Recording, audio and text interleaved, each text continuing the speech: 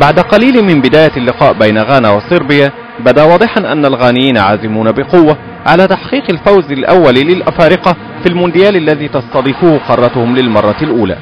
المدافع جون منسا تقدم لدعم الهجوم وحاول افتتاح التسجيل، لكن كرته ذهبت فوق العارضة، وبعده بقليل فشل المهاجم أساموا جيان في اللحاق بكرة عرضية مرت أمام المرمى الصربي.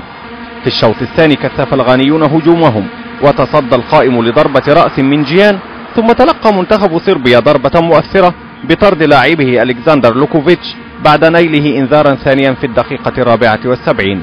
ولم يهدر الغانيون الفرصة، فحصلوا على ركلة جزاء أحرز منها أساموا جيان هدف المباراة الوحيد في الدقيقة 84. وأوشك جيان على زيارة الشباك الصربية مجددا، لكن كرته ارتدت من القائم في الوقت بدل الضائع ليطلق الحكم صافرته منهيا المباراة بفوز ثمين للمنتخب الغني.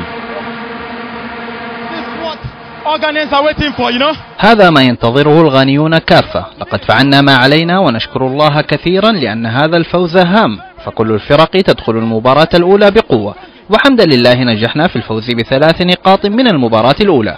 كل شخص سعيد وكل الغانيين سعداء أيضا.